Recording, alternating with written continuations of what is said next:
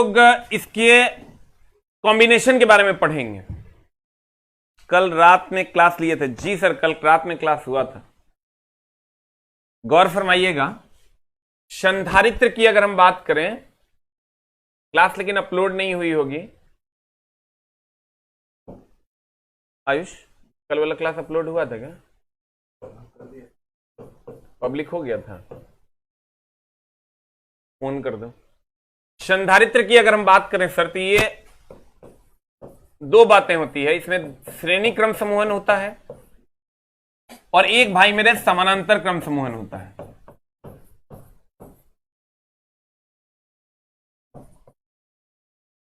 Sir श्रेणी क्रम समूहन और समानांतर क्रम समूहन, श्रेणी क्रम समूहन की अगर हम बात करें सर, श्रेणी क्रम समूहन की अगर हम बात करें तो ये एक के बाद दूसरा लगेगा। ये हमने लगा दिया सर। ये श्रेणी क्रम समूहन है, ये एसी का सिंबल है, और ये समानांतर क्रम समूहन है। तो सर फिर वही समानांतर क्रम समूहन अगर होगा तो हम ये कह सकते हैं कि समानांतर में वोल्टेज समान होगा और धारा अलग अलग, और इसमें आओगे तो वोल्टेज अलग अलग और धारा समान।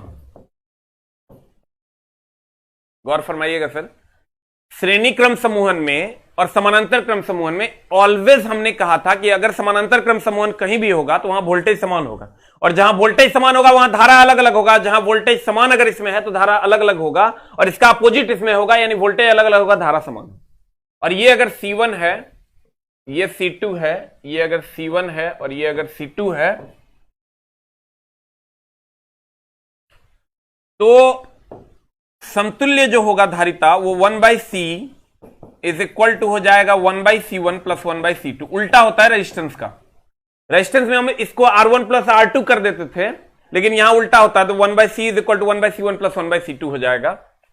और यहां पर C समतुल्य अगर आप निकालते हो, C समतुल्य equivalent, that is C1 plus C2 होता है। C1 प्लस C2 होता है, C1 प्लस C2। ध्यान देना, फिर से हमने कहा कि समूहन दो प्रकार का। समूहन कितने प्रकार का सर? समूहन दो प्रकार का, एक श्रेणी क्रम समूहन, एक समानांतर क्रम समूहन। अगर हम श्रेणी क्रम समूहन की बात करें तो इसमें ये C1 C2 होगा सीरीज में, और समानांतर में ये ऐसे होगा तो पैरेलल कहलाएगा। अब अगर हम यहां से बात करते हैं तो समानांतर में वोल्टेज समान होगा, धारा अलग अलग होगा। कैपेसिटर रेजिस्टेंस का अपोजिट होता है। इसमें सर वोल्टेज समान होगा, धारा अलग अलग होगा, और यहां से C समतुल्य is equal to C1 plus C2 हो जाएगा। और यहां अगर आप आओगे तो वोल्टेज अलग अलग होगा और धारा समान होगा, क्योंकि 1/C is equal to 1/C1 plus 1/C2 होगा। यही अगर रेजिस्टेंस में हम लोग R1 प्लस R2 कर देते, लेकिन उसका उल्टा होता है। जो काम रेजिस्टेंस में सीरीज में करते हैं वो काम यहां पैरेलल में करते हैं, और जो काम यहां पैरेलल में करते हैं वो काम वहां सीरीज में करते हैं। आपको शायद याद होगा, अगर आपको याद नहीं है तो सर मैं याद दिला दूं कि अगर यहां दो रेजिस्टेंस अगर सीरीज में होते, ये R1 ये R2, तो यहां हो जाता R समतुल्य is equal to R1 plus R2। और अगर यहां पैरेलल में होते, ये R1 ये R2, तो यहां हो जाता 1/R is equal to 1/R1 plus 1/R2। ये मामला है। R इज इक्वल टू यहां R1 प्लस R2 होता, तो यहां उल्टा होता है। यहां देखो उल्टा उल्टा उल्टा होता है। जो काम यहां सीरीज में करते हैं वो काम यहां पैरेलल में करते हैं, और जो काम यहां पैरेलल में करते हैं वो काम यहां सीरीज में करते हैं। बाकी सारी चीजें समान होती है। वोल्टेज यहां समान है, पैरेलल में वोल्टेज समान वहां भी होता था। धारा यहां अलग अलग है, धारा वहां भी अलग अलग होता था पैरेलल में। यहां भी वोल्टेज अलग अलग है और धारा समान होगा। आइए सर, सबको गुड मॉर्निंग है। अब कोई अभी कोई कमेंट्स नहीं करेंगे, फलना चिलना ढकेलना। लास्ट का 5 मिनट में अपना अपना नंबर छोड़ देगा, हम कॉल करवा लेंगे। कहते हैं combination of capacitor. Combination of capacitor की अगर हम बात करें, संधारित्रों का समूहन दो प्रकार से किया जाता है। कितने प्रकार से सर? दो प्रकार से किया जाता है, एक श्रेणी क्रम समूहन और एक समानांतर क्रम समूहन। श्रेणी क्रम समूहन में फिर वही बात आएगी सर। इसको तुम डिफाइन कर सकते हो, ये कैपेसिटर का पहला सिरा है, ये दूसरा सिरा, ये पहला है, ये दूसरा है, तो कहते हैं ना इसका पहले कैपेसिटर का दूसरा सिरा दूसरे कैपेसिटर के पहले सिरे से, और दूसरे कैपेसिटर का दूसरा सिरा तीसरे कैपेसिटर के पहले सिरे से जुड़ा हुआ है। और इसमें अगर हम आते हैं तो ये पहला सिरा, ये भी पहला सिरा इसका, ये दूसरा, सभी कैपेसिटर का पहला सिरा एक साथ और सभी कैपेसिटर का दूसरा सिरा एक साथ जुड़ा हुआ होता है।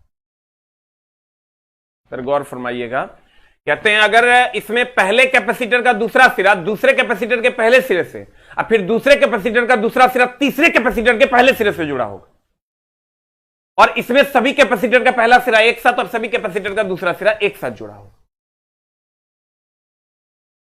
इसको सर हम कहते हैं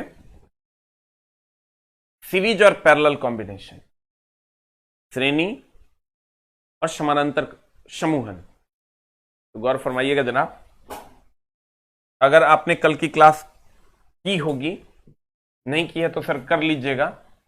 संधारित्रों का समूहन दो प्रकार से किया जाता है, एक श्रेणी और दूसरा समानांतर। श्रेणी क्रम समूहन में क्या होता है सर, इस क्रम में पहले संधारित्र का दूसरा सिरा दूसरे संधारित्र के पहले सिरे से तथा दूसरे संधारित्र का दूसरा सिरा तीसरे संधारित्र के पहले सिरे से जुड़ा होता है, और यही क्रम आगे की ओर जारी रहता है, जो कि कुछ इस कदर होता है।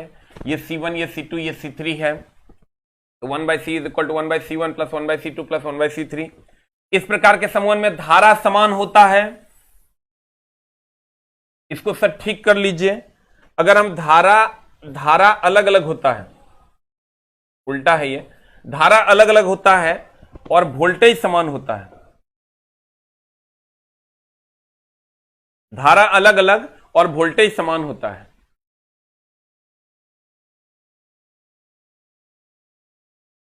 और अगर हम समानांतर की बात करें तो इस प्रकार के समूहन में एक मिनट होल्ड डाउन। इस प्रकार के समूहन में धारा समान और एकदम सही है सर। हम भी सोचे मेरी बुक में ऐसी गलती कैसे हो सकती है, इट इज नॉट पॉसिबल। उल्टा कैसे लिख सकते हैं, एकदम सही है सर, ठीक तो है। इस प्रकार के समूहन में धारा समान होगा। अब तुम गरिया रहा होगा मने मन, ये देखो मास्टर किताब में उल्टे लिखल है, मारेंगे चुट्टा इतना मार। एक वर्ड अभी तक पकड़ाया है जब से पढ़ा रहे हैं अभी तक। हाँ, एक आध टाइपिंग एरर हो सकता है, इट मे बी पॉसिबल। पढ़ा दिया ना पूरी फिजिक्स, पूरी केमिस्ट्री, पूरे फिजिक्स में एक आंसर में एक जगह बी है, बाकी चेक कर लो तुम, मैंने तो देख लिया। अब पूरी की पूरी थ्योरी हमने तुमको पढ़ा दी, पूरी थ्योरी पढ़ा दी, एक बवंडर मिस्टेक नहीं मिलेगा। और नॉर्मल मिस्टेक तो वो ह्यूमन एरर, भगवान तो मैं हो नहीं गया हूं, ठीक है। ये खासियत है इस किताब की, गौर फरमाइएगा। कहते हैं इस प्रकार के समूहन में धारा समान, एकदम धारा समान होगा। देखो आई यहां से बहेगा तो यहां से भी आई बहेगा, यहां से भी आई बहेगा, धारा समान और वोल्टेज अलग अलग होता है, ठीक है। और अगर हम यहां चलते हैं सर, अगर हम यहां चलते हैं समानांतर में, तो इस प्रकार के समूहन में प्रत्येक संधारित्र का पहला सिरा एक साथ और दूसरा सिरा एक साथ जुड़ा होता है। ये पहला सिरा, ये पहला सिरा, ये पहला सिरा, और ये दूसरा सिरा, ये दूसरा सिरा, ये दूसरा सिरा। इस प्रकार के संधारित्र में सबका पहला सिरा एक साथ और दूसरा सिरा एक साथ जुड़ा होता है। Rakesh, C is equal to C1 plus C2 plus C3। अब कहते हैं सर इस तरह के समूहन में धारा का मान अलग अलग, एकदम अलग अलग होगा सर। यहां से अगर धारा जाएगी, इससे I1 जाएगी, इससे I2 जाएगी, इससे I3 जाएगी, जबकि वोल्टेज समान रहता है। अब पैरेलल में है तो सर वोल्टेज समान रहबे करेगा, और पैरेलल में उल्टा हो जाता है। हमने कहा था C is equal to C1 plus C2 plus C3। फिर से समझ लो, यह श्रेणी क्रम समूहन है, यह समानांतर क्रम समूहन है। श्रेणी क्रम समूहन में sir 1/C1 equal two plus 1/C2 हो जाएगा, 1/C is equal to 1/C1 plus 1/C2। और समानांतर क्रम समूहन में C1 प्लस C2 हो जाएगा। समानांतर में वोल्टेज समान होगा, धारा अलग अलग होगा, और यहां वोल्टेज अलग अलग होगा, धारा समान होगा। अरे जान हमारा एक केवल चीज याद रखना, तथी वोल्टेज समान, समानांतर में, समानांतर में वोल्टेज समान, समानांतर में वोल्टेज समान, समानांतर में वोल्टेज समान।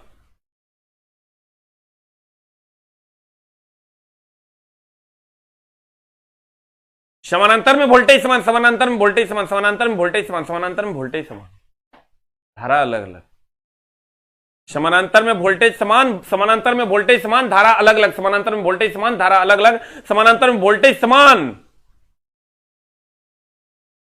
धारा अलग अलग। ठीक है, जिसका जो भी डाउट होगा लास्ट का 5 मिनट। कहते हैं इस तरह के समूह में धारा समानांतर है ना, तो वोल्टेज समान, धारा अलग अलग। श्रेणी है ना, वोल्टेज अलग अलग, धारा समान। क्या? अब देखो सर,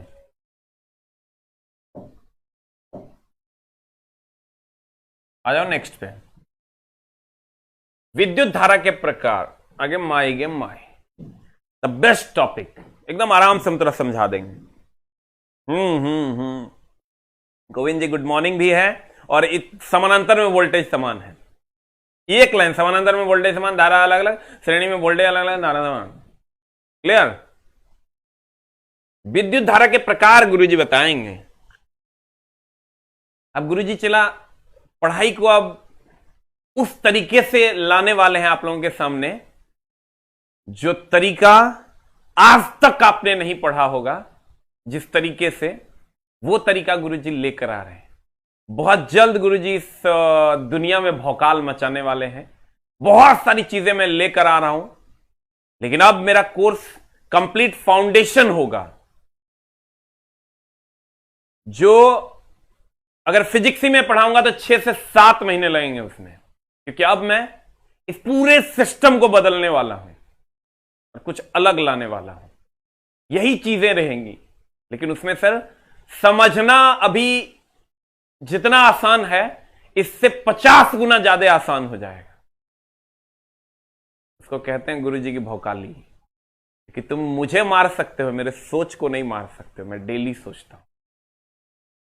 सर मिलेंगे बहुत जल्द कुछ नए चीजों के साथ। सबको गुड मॉर्निंग है। कहते हैं धारा 2 प्रकार की होती है, एकदम मोहब्बत से सर, एक एसी और एक डीसी। एक एसी और दूसरी डीसी। ठीक है, कल रात वाली वीडियो अभी अपलोड करवा देंगे। एक एसी और दूसरी डीसी। एसी करंट की अगर बात करोगे ना, तो उसका ग्राफ कुछ ऐसा होता है।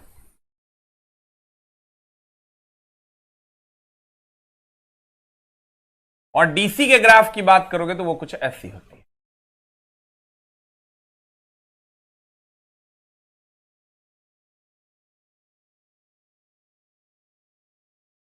ध्यान दीजिएगा, अगर हम एसी की बात करें तो उसका ग्राफ कुछ ऐसा होता है, और अगर हम डीसी की बात करें तो उसका ग्राफ कुछ ऐसा होता है। ठीक है,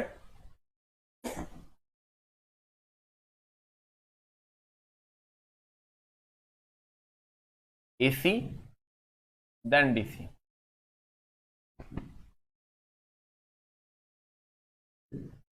ये दोनों दिशाओं में होती है, अप भी डाउन भी, अप भी डाउन भी, अप भी डाउन भी। और ये डीसी है, ये एक ही दिशा में होती है। ठीक है, हम कहते हैं कि अल्टरनेटिंग करंट मतलब प्रत्यावर्ती धारा, ये दोनों दिशाओं में संभव है, दोनों दिशाओं में होती है, up down up down. DC ये एक ही दिशा में होती है। ध्यान देना,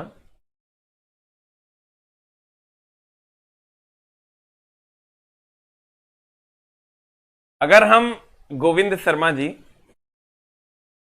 हमसे मोहब्बत मत करो, लड़का है हम, कहते हैं कंटेंट से मोहब्बत करो। चला तो कंटेंट है ना, उससे प्यार करना सीख लो, जिंदगी धन्य हो जाएगी। कहते हैं अगर हम अल्टरनेटिंग करंट की बात, नाम है इसका अल्टर, मतलब सीधा ना है। मैं कहता है छोरवा बड़ी अल्टर है रे, छोरवा बड़ी अल्टर है, मतलब कभी हेने जाता है कभी होने जाता है। That is alternating current, that is alter. ये डायरेक्ट है, इसको कहते हैं डायरेक्ट करंट, दिष्ट धारा, इसको कहते हैं प्रत्यावर्ती धारा। जिसका दिशा और परिमाण समय के साथ बदलता है उसे हम प्रत्यावर्ती धारा, अल्टरनेटिंग करंट, एसी कहते हैं। और जिसका दिशा और परिमाण समय के साथ नहीं बदलता है उसे हम डीसी कहते हैं। दिखता है गुरुजी रजाई में से गुड मॉर्निंग, लाते लात मारेंगे, कोई नैना नहीं बचाएगा तेरा, दानव कहीं का, उठ के बैठ, सूझ जब आधे रास्ता में। कहते हैं जिसका दिशा और परिमाण समय के साथ बदलते रहता है उसे हम एसी कहते हैं, और जिसका दिशा और परिमाण समय के साथ नहीं बदलता उसे हम डीसी कहते हैं, नियत रहता है। सर ये जो एसी है ना, ये एसी का यूज हम लोग कहां कहां करते हैं? घरों में सर, ये घरों में हम लोग एसी यूज करते हैं। जो लंबी ट्रांसमिशन लाइंस हैं उसमें सर एसी यूज करते हैं, लंबी ट्रांसमिशन लाइन में। और बैटरी की अगर बात करोगे ना सर, तो बैटरी में हम लोग डीसी यूज करते हैं। बैटरी में क्या करते हैं सर? डीसी यूज करते हैं। एसी को तू दूर तक भेज सकता है।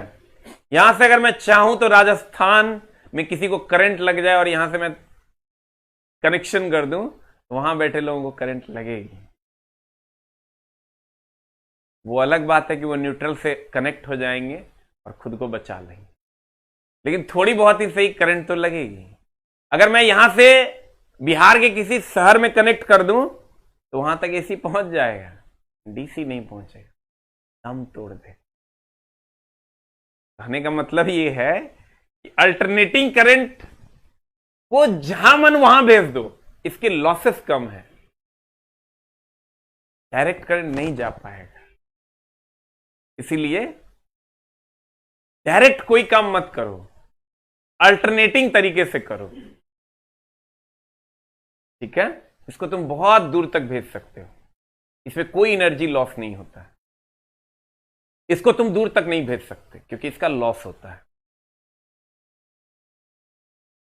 अब 7 दिन हो गया, फ्लिपकार्ट पे किताब नहीं मिला, मिल जाएगा। फ्लिपकार्ट वालों ने डुप्लीकेट बेचना शुरू कर दिया। ये छोटा से किताब ऑर्डर मत करो, फ्लिपकार्ट डुप्लीकेट देता है किताब, एक नंबर का चोटमल है। दिष्ट धारा कहते हैं ऐसी विद्युत धारा, डायरेक्ट, जिसमें धारा और दिशा का मान नियत रहे, दिष्ट धारा कहलाता है। ये कहां से जनरेट होती है sir? Cell, battery, generator. Generator खाली एसी नहीं करता, डीसी जनरेटर भी होता है। उपयोग, अब इसका उपयोग पर तो सर अलग से चर्चा कर लेंगे। डीसी क्या है सर?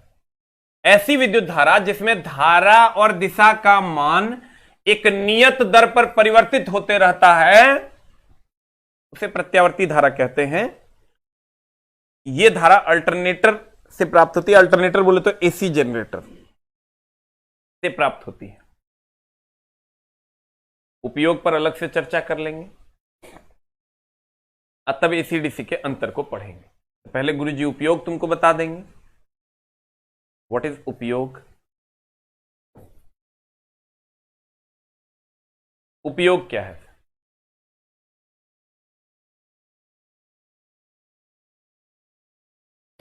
अगर हम उपयोग की बात करें, एसी का उपयोग घरों में है, लंबी दूरी के लिए है। डीसी की बात करोगे बैटरी में, बैटरी चार्जिंग में। यहां पर आप कर सकते हो ट्रांसफार्मर में सर। ट्रांसफार्मर में केवल एसी ही प्रयोग करते हैं, डीसी नहीं करते हैं। घर के सारे उपकरणों में एसी यूज करते हैं। विद्युतीय उपकरण जितने भी, हीटर में कभी देखा है बैटरी से कनेक्ट करके हीटर को गर्म करते हुए? सब जगह सर एसी यूज करते हैं। डीसी बैटरी चार्जिंग में, बैटरी में, इस सब में हम लोग डीसी यूज करते हैं। इलेक्ट्रॉनिक उपकरण में भी हम लोग एसी डीसी दोनों यूज करते हैं। ग्रुप डी का क्लास मंडे से।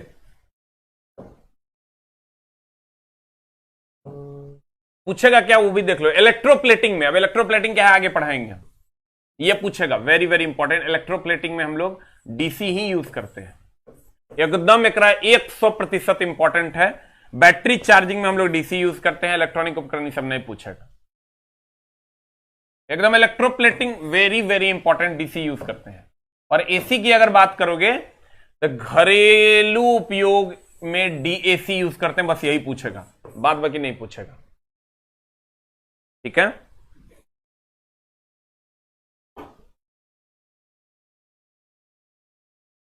हमने क्या कहा, गुरुजी ने क्या कहा, इलेक्ट्रोप्लेटिंग पूछेगा, बैटरी चार्जिंग पूछेगा, डीसी,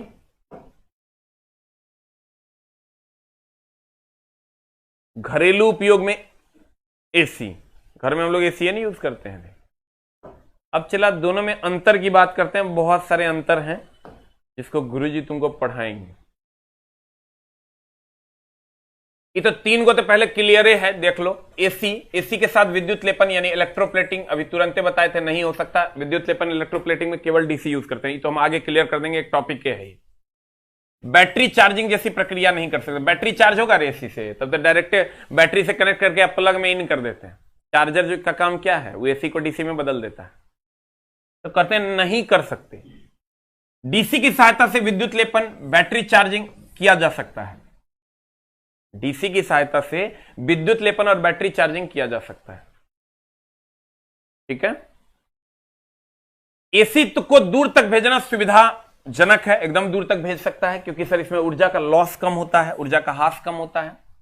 और डीसी को दूर तक भेजना सुविधाजनक नहीं है क्योंकि इसमें ऊर्जा का हास अधिक होता है। हम बताए कि थोड़ा डीसी दूर तक नहीं जाएगा, एसी दूर तक जाएगा। इसका परिमाण और दिशा समय के साथ बदलता है, इसका परिमाण और दिशा समय के साथ बदलता है, इसका परिमाण और दिशा समय के साथ नहीं बदलता है। क्यों? क्योंकि इसका ग्राफ ही ऐसा होता है। चला,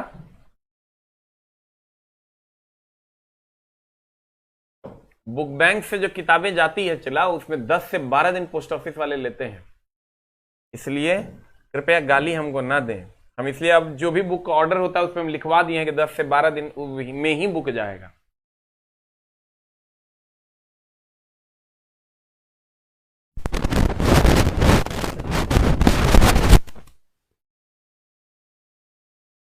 विंडो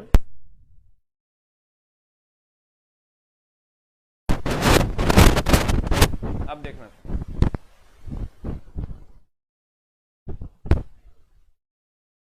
सर, गौर फरमा, क्या कोई धंधा का बात नहीं सर, सिर्फ पढ़ाई करो, बुक कैसे लूं, कोर्स कैसे लूं, लास्ट में 5 मिनट अब ध्यान देना सर,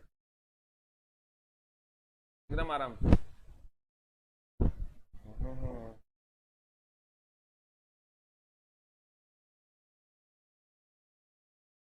अगर मैं एसी की बात करें, अगर मान लो गुरुजी एसी की बात करें,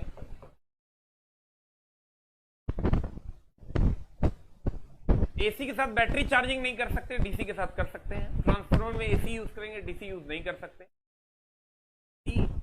एक होता है सर चुंबकीय प्रभाव पर आधारित जितने भी उपकरण है, गैल्वेनोमीटर, आमीटर, चुंबकीय प्रभाव पर आधारित जितने भी उपकरण के द्वारा केवल एसी को मापा जा सकता है, डीसी को नहीं नाप सकते तुम चुंबकीय प्रभाव पर आधारित उपकरण। गौर फरमाना, ने कहा सर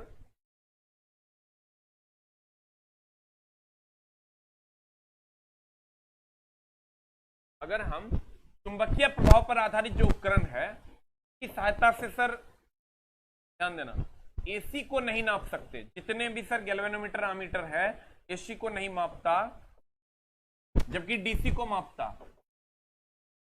अब तुम कहोगे ये मास्टर बारे चुंबकीय प्रभाव पर आधारित उपकरण नहीं समझे, समझने की जरूरत नहीं है, वो आगे हम बताएंगे। गैल्वेनोमीटर, आमीटर, उससे केवल तुम एसी को नहीं नाप सकते, डीसी को माप सकते हो। लेकिन एक आता है red hot wire ammeter, sir technical बातें हैं जो आगे हायर स्टडीज में पढ़नी होती है। रेड हॉट वायर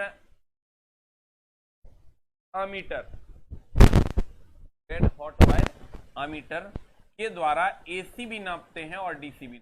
हमने कहा चुंबकीय प्रभाव पर आधारित उपकरण से एसी को नहीं मापा जा सकता, प्रभाव पर आधारित उपकरण से एसी को मापा जा सकता, डीसी को मापा जा सकता।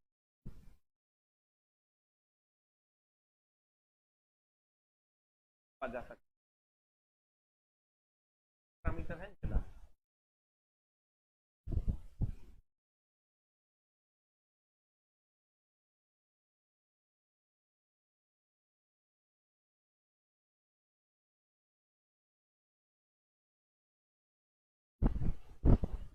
चुंबकीय प्रभाव पर आधारित उपकरण से एसी को नहीं मापा जा सकता, जबकि डीसी को माप सकता। और रेड हॉट वायर एमीटर जो है, इससे एसी डीसी दोनों को मापते हैं। ट्रांसफार्मर में अब तुम ये थोड़ा सा टेक्निकल हो जाता है, चला आगे एमीटर वोल्टमीटर हम पढ़ा देंगे।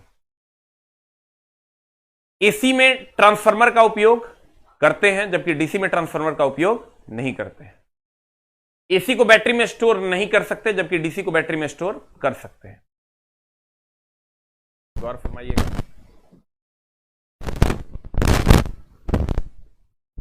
और एक चीज और, अगर हम एसी की आवृत्ति की बात करें घरों में, भारतीय घरों में ये 50 हर्ट्ज होती है और इसमें ±3% की छूट है। ध्यान देना चाहिए। हेलो,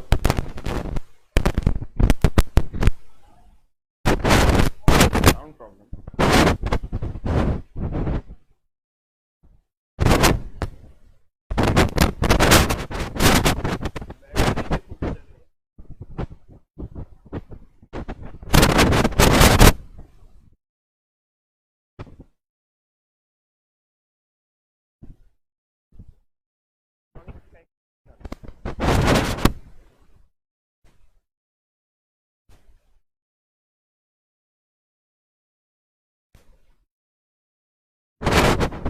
चला रहा है ना।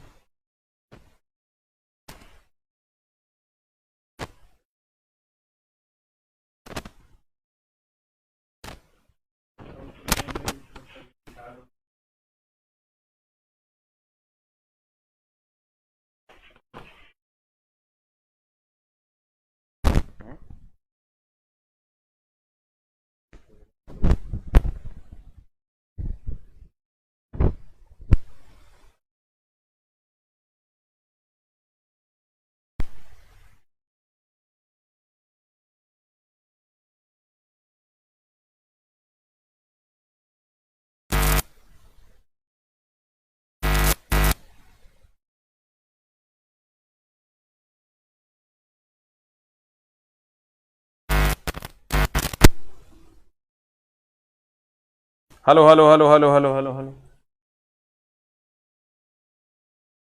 हेलो हेलो, आवाज है? हेलो, हाँ, हेलो हेलो हेलो, अभी ठीक है रे?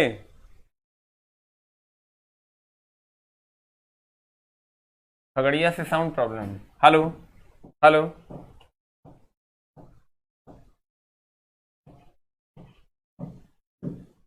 उस रूम का माइक। ओम,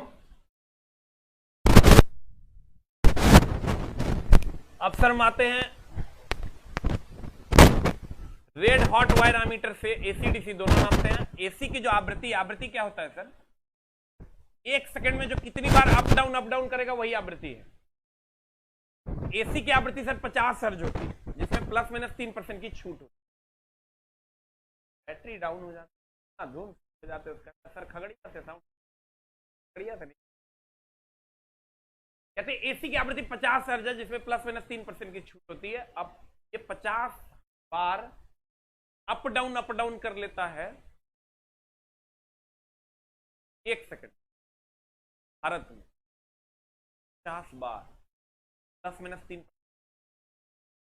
ये सर अमेरिका से कोई मोबाइल ला होगा ना, यहाँ नहीं कंडीशन वहां अगर बोल दोगे इंडिया वाला चाहिए तो 50 हर्ट्ज पे कॉन्फ़िगर करते। और डीसी में तो सर कोई अप डाउन होता ही नहीं है, क्या आवृत्ति होती है। और अगर इसका औसत मान कहोगे सर,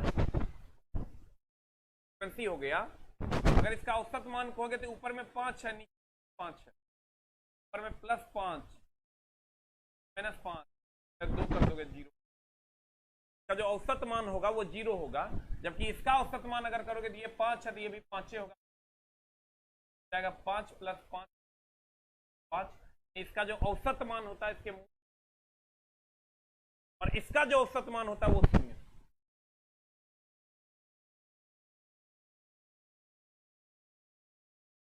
इसका जो औसत मान होता है वो इसके मूल मान के बराबर होता है,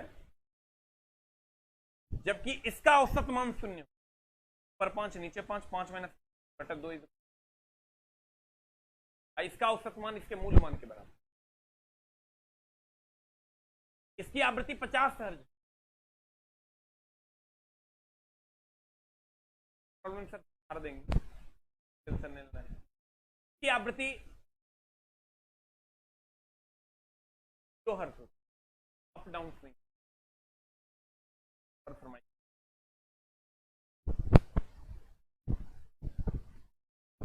आवृत्ति 50 हर्ट्ज होती है तथा इसमें परिवर्तन की छूट ±3% की। एक पूरे चक्र के लिए इसका औसत मान 0 होता है, क्योंकि चुंबकीय प्रभाव पर आधारित उपकरण आमीटर एवं जा सकता है, जबकि का मान 0 ज्ञात होता है। सप्त तार आमीटर का प्रयोग RMS हो जाता है। इसी की आवृत्ति 0 हर्ट्ज होती है, का औसत मान है, तब तो कहते हैं अगर प्लस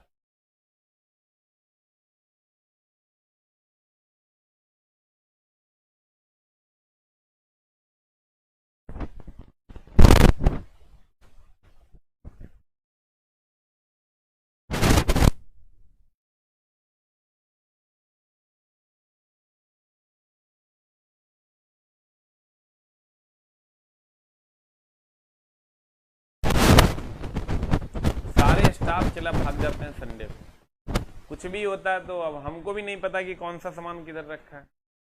एक भी स्टाफ नहीं है। संडे छुट्टी मतलब छुट्टी। सारे लोगों ने यूनियन बना रखा है, सर संडे को तो हम लोग काम नहीं करते। अब हमको भी नहीं पता कि माइक किधर रखी है। क्लास तो लेंगे, कदम लेंगे, माइक आ रहा है दूसरा, उससे लेंगे। अभी फिलहाल के लिए सर काम चला लो।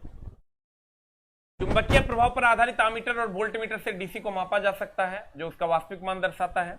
ये हम अलग से आमीटर वोल्टमीटर वाला ये मामला अलग से क्लियर कर देंगे। रेड हॉट वायर आमीटर से डीसी को मापा जा सकता है, ये उसका वास्तविक मान दर्शाता है।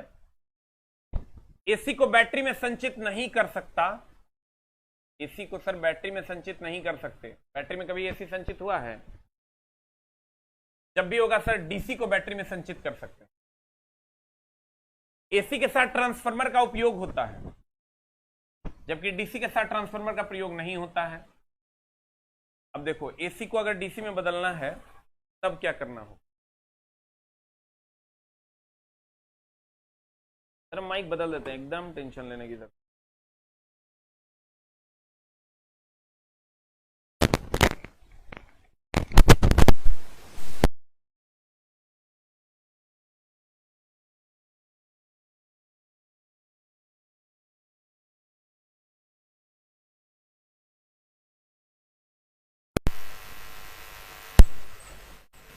हेलो, आप देखो ठीक है।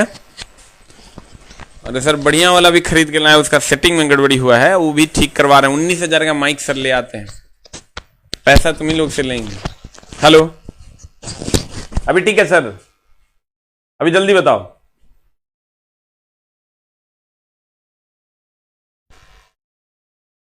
अभी ठीक है? देखो हम फिर से सर पढ़ाते हैं, गौर फरमाइएगा। ये हो गया सर एसी,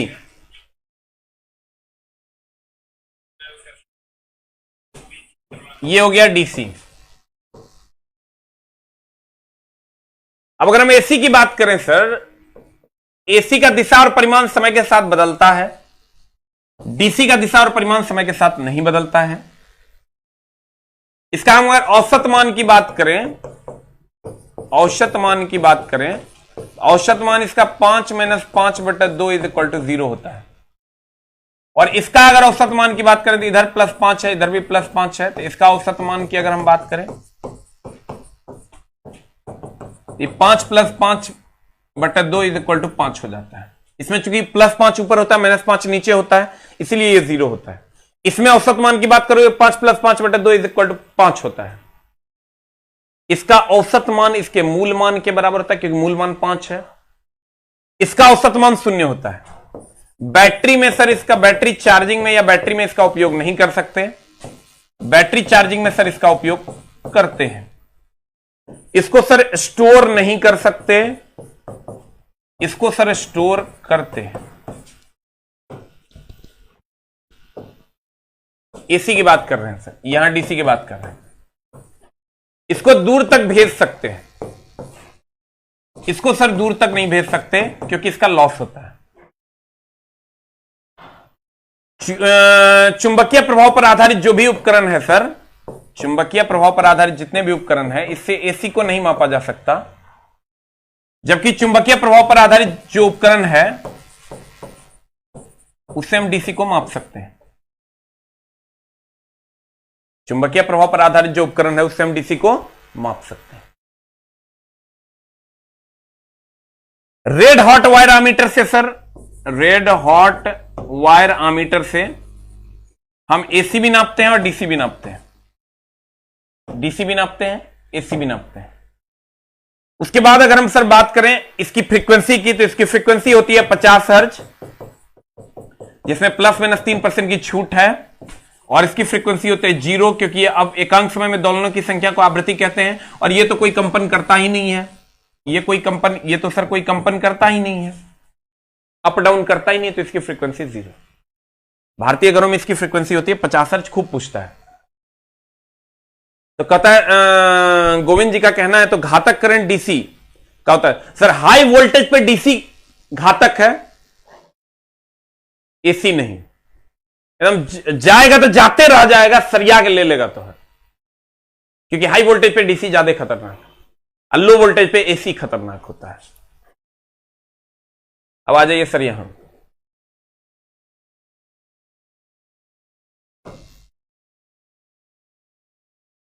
एसी को अगर सर डीसी में बदलना है, गौर फरमाइएगा, अगर एसी टू डीसी करना है तो सर हम लोग घर में जो एसी टू डीसी और या डीसी टू एसी,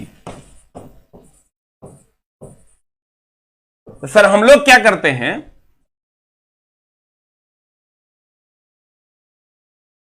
एसी घर में क्या करते हैं सर, लाइट कट जाती है बैटरी से डीसी, कहते हैं इन्वर्टर ऑन करो, इन्वर्टर ऑन करो। मतलब क्या करो, बैटरी में जो डीसी स्टोर है उसको एसी में बदल के पंखा को दो, नाचेगा तो हमको आराम मिलेगा। हम लोग क्या कहते हैं सर, लाइट बंद हो गई, इन्वर्टर ऑन करो। मतलब क्या करो, बैटरी में जो डीसी है उसको एसी में बदल दो और पंखे को दे दो। यानी डीसी टू एसी, बैटरी की डीसी लेके एसी में जो बदलता है इसको हम इन्वर्टर कहते हैं। इन्वर्टर रेक्टिफायर में बड़ा डाउट होता है, चला तब एसी टू डीसी हो जाएगा रेक्टिफायर। फिर से समझ लें, कहते हैं सर, हम लोग कहते हैं लाइट कट गया, इन्वर्टर ऑन करो। मतलब इन्वर्टर क्या करेगा, बैटरी में जो डीसी स्टोर है उसको एसी में बदल के पंखे को दे देगा। यानी डीसी टू एसी करता है इन्वर्टर, और AC to DC rectifier, AC to DC rectifier. याद ना रहे तो ना, अच्छा लाइट कट जाता है तो हम कहते हैं इन्वर्टर ऑन करो, इन्वर्टर डीसी लेता है बैटरी से, पंखा को तो एसी पे चलाना होता है तो एसी दे देता है, वो इन्वर्टर का काम है। इसका मतलब एसी टू डीसी रेक्टिफायर का काम। इन्वर्टर रेक्टिफायर में डाउट मत करना। ठीक है, तो ये है आपका सर, एसी को डीसी में बदलना तो रेक्टिफायर, रिजुकारी का प्रयोग करते हैं एसी को डीसी में बदलने के लिए। और घर में जो सर बैटरी से डीसी लेकर एसी में बदलता है वो इन्वर्टर है। एक बार फिर से गुरुजी तुमको समझाएंगे और तुम गौर फरमाएगा। एसी का दिशा और परिमाण समय के साथ बदलता है, इसका नहीं बदलता है। इसका औसत मान 0 होता है, इसका औसत मान इसके मूल मान के बराबर होता है। बैटरी स्टोर, बैटरी में इसका प्रयोग नहीं करते, इसको स्टोर नहीं कर सकते, इसका उपयोग बैटरी में भी कर सकते हैं, स्टोर भी कर सकते हैं। दूर तक भेजना तो एसी चाहिए, डीसी दूर तक नहीं जाएगा। चुंबकीय प्रभाव पर आधारित उपकरण से एसी नहीं नाप सकते, डीसी नाप सकते हैं। इसकी फ्रीक्वेंसी 50 हर्ट्ज होती है एसी की, क्योंकि अप डाउन करता है, और ±3% की छूट है, ये 0 हर्ट्ज है। एसी को डीसी में बदलना कैसे सोचेंगे सर? कहते घर बंद है, घर में लाइट कट गई तो बैटरी इन्वर्टर ऑन करो, इन्वर्टर क्या करेगा, डीसी लेगा, डीसी को एसी में बदल देगा, इसका मतलब रेक्टिफायर उसका उल्टा हो। ठीक है, तो ये था आपका सर एसी और डीसी में अंतर। अब विद्युत धारा के प्रभाव पर गुरुजी अगली क्लास में बात करेंगे। आज की कार्रवाई यहीं पर स्थगित की जाती है। थैंक यू वेरी मच, नमस्कार। अब जल्दी जल्दी सर